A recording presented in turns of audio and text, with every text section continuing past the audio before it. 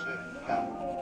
و دقیقا کمپانی و برند و خواننده معروف هم همینطوری امروز به این سازمان میشن. یعنی این سازمان اینا رو به تله میندازه، به دام میندازه، بعد بهشون این پیشنهاد رو میده. بعد اگه این خواننده قبول کرد اوکی بیاد وارد سازمان بشه، اما اگه قبول نکرد اونا رو نمیفروشه و هیچ گونه تهدید جانی اینا رو نمیکنه. فقط تنها کاری که میکنن اینه که شرایط تماشایی که میتونن واسه اون خواننده واسه اون کمپانی سخت میکنن که در آخر خود اون خواننده و کمپانی بیان وارد اون سازمان بشن. برای مثال من یه خواننده‌ام، یه خواننده دیگه حوزه ایرانیه ولی من نیستم. بعدم میبینم وقتی حوزه ایرانیه خیلی قشنگ داره خوشبو پیشرفت میکنه ولی من چون هیچ تبلیغی انجام نمیدم مسیر پیشرفت نمیکنم. بعدش که من واقعا نمیدونم که خیلی میتونم پیشرفت کنم یا پیشرفت کنم. من نه من خودم شخصا واقعا پیشرفت کسی میبینم خوشحال میشم. منظورم این سواله. وقتی میبینم بقیه پیشرفت میکنن و من نمیتونم پیشرفت کنم اون موقع من میشم وارد این کمپانی میشم و پیشنهادشون رو قبول میکنم که خیلی از خواننده‌ها با کله قبول میکنن، یعنی خودشون میان تو این سازمان. بعد در آخر متوجه میشن که چه اشتباهی بزرگی کردن که معمولا حوزه ایرانیات میشه به جای من.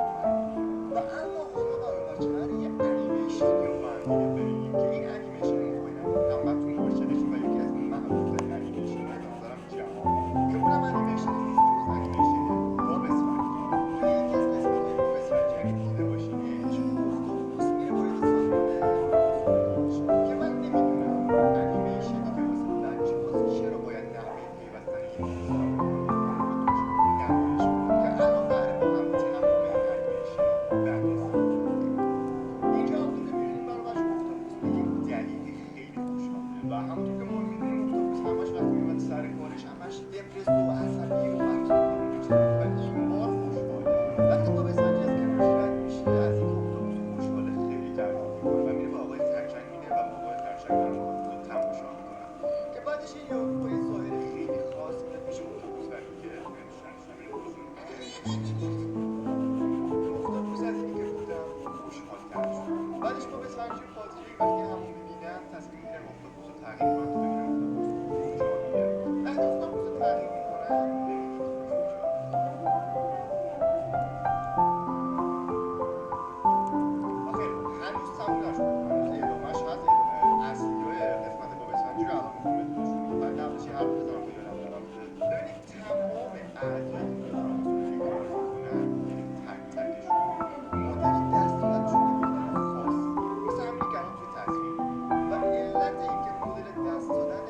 کارکنای سازمان کرونا با این متفاوته اینه که بخوام این یارویی که الان به من دست داده مال کدوم طبقه است. یعنی مثلا شاگرد تازه کار رئیس نیروی چه رشته‌ای و از این طبقه هم نگران شفافیته. حالا بیاین اینجای باب اسفنجی رو با هم دیگه ببینیم.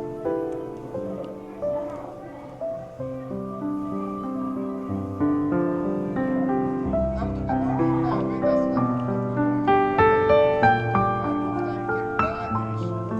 کیفیت دقیقاً درسته. من گفتم که بعدش اختاپوس اولین و آخرین موضوع میتینگه. اما اینجا اگه دقت کنید همه اعضای این موضوع دارن همشون با اختاپوسن و اینکه چه نقطه‌ای میتونه داشته باشه رو واقعا من نتونستم تا بفهمم. بعدش اینجا رئیس سازمان میاد و یه سری حرفا میزنه و ظاهرا میخواد یه عضو جدید و تازه کار وارد این سازمان کنه. ببینیم چی کار میکنه. اینجا همونطور که میبینید ظاهرا یه یارویی که میخواد تازه وارد این سازمان بشه رو میارن میشه یه مارماهی و مارماهی توی پیشونیش نیش میزنه که یه چشم سوم رو میگیره. چشم سوم یک قضیه خیلی پیچیده‌ایه که اگه بخواید یه کار دیگه بهتون راجبش یه ویدیو بسازم. بعدش این یارو که چشم سومش باز میشه عضو فراماسونا میشه و وقتی رئیس این سازمان میفهمن که باب اسفنجی و پاتریک بدون اجازه وارد این سازمان شدن، هم اختاپوس و هم باب اسفنجی و پاتریک رو از سازمان پرت میکنن بیرون. و اینکه چرا باید این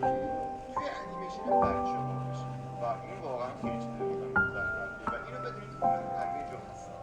و اینم برابرش تنها انیمیشنی نیست که توش سمبول‌ها و حرکات ایرانیات یا فرانسویانش دیده شده. هر انیمیشن معروفی که فکرشو بکنید 100% رد پای ایران توش وجود داره. و اما حالا اگه بخوایم بگذریم قراره راجع به یه فیلمی با هم صحبت کنیم که گفته میشه این فیلم تمام اطلاعات و تمام رازهای ایلومیناتی و فراماسونری رو فاش کرده. و کارگردان این فیلم زمانی که میره فیلم رو تحویل بده تا تدوینش کنن دقیقا یک هفته بعدش کشته میشه و این فیلم براش اتفاق خاصی واسش نیفتاده. این معموله نیستش. راحت برید فیلم از اینترنت برید تماشاش کنید، اما تنها تماشاش کنید با خانواده و خوبی اگر دلتون نخواد، چون دیگه مناسب هم سن نیستش. که میگن نسخه‌ای که از این فیلم توی اینترنت موجوده نسخه سانسور شده و دستکاری شده این فیلمه و نسخه اصلی این فیلم هیچ کس غیر از همون کسایی که فیلم ساختن ندیده. حقیقت توضیح اصلی فیلم رو پیدا کنه تمام رازهای فرانسوی اسم این فیلم برای بچه چشمان کاملا بسته است که توی ایران اشتباه تلفظش میکنن تلفظم معنیش میکنن که اسم اصلیش چشمان کاملا باز بسته است یعنی چشمایی که کاملا بازه اما هیچ جا خیلی معنی که خب برای من زیاد به ماجرای فیلم کاری ندارم میخوام اسم میکنم اگه میخواستیم شما تو ببینید و لذت ببرید البته تنها اما موضوع این فیلم رو اگه بخوام بگم در مورد شبیه دکتری که با زنش توی حساب سطح مالی متوسط زندگی میکرد به بالا بعد اینا به یه مهمونی دعوت میشن وقتی وارد مهمونی میشن این مهمونی فقط مال آدمای ماینا و پولداریان که فقط پول داشته باشون بدن و اینا وقتی وارد اون مهمونی میشن شوهر این زن میره تو در جلوشن و اینا حسودی میکنن یه سری کارها هم انجام میدن که این دکتر یه رفیق داشته که رفیقش پیانو زن بوده که رفیق پیانو زنش به دکتر زنگ میزنه و میگه آره من به یه مراسم دعوتم یه مراسم خیلی خاص اگه خواستی تو هم بیا که رفیق این دکتر یعنی پیانو زنه یک کد واسه دکتر میده واسه اینکه اون مراسم چون یک کد میفرسته یه رمز میفرسته بعد قبل اینکه وارد اون مراسم بشه به دکتر میگه آره من یه سری لباس و یه سری ماسک خاصی بهت میگم بخر چون باید از اون رو بزنی و این مراسم هم مال آدمایی بوده که اینقدری ثروتمند بودن که اصلا باور نمیشه چقدر ثروتمند و این دکتر میره لباس و ماسکش رو میخره و وارد اون مراسم میشه و میبینه که اون مراسم یه مراسم عادی نیست و ظاهرا نباید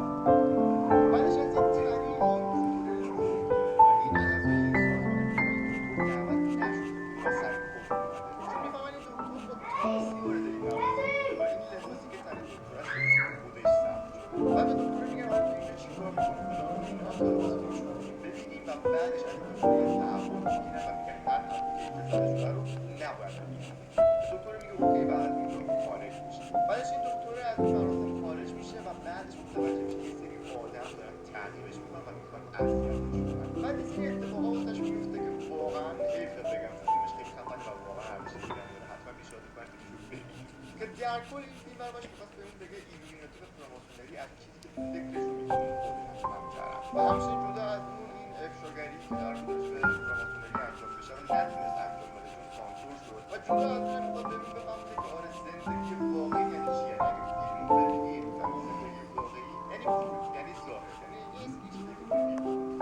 و خب ویدیوی خیلی خفنی بوده که کارگردانش دقیقا یک هفته بعد از اینکه فیلم درست کرده مرده خیلی میگن مرگش مرگ طبیعی بوده خیلی میگن کشته شده چون اهل خانواده‌اش میگن وقتی این کارگردان میخواست بره فیلمو تحویل بده یه استرس عجیبی داشته فشارش بالا پایین رفته بوده و بعدش متأسفانه برای یک هفته مرده که این فیلم هم رکورددار گینس یکی از طولانی‌ترین ضبط‌ها رو داشته خب بیش از 400 روز طول کشیده که این فیلم ضبط بشه چون این کارگردانش خود وظیفه کرد و در کل موضوع فیلم همین بود گفتم شاید جالب باشه بدونید که اگه سانسور نمی‌شد تمام رازهای فراماسونری لو میرفت و کارگردانش هم زیر دست اونا کشته شده یا اینکه خودش مرگ طبیعی داشت و خیلی خوب الان تمام پول دادن و منم به همه جام خوش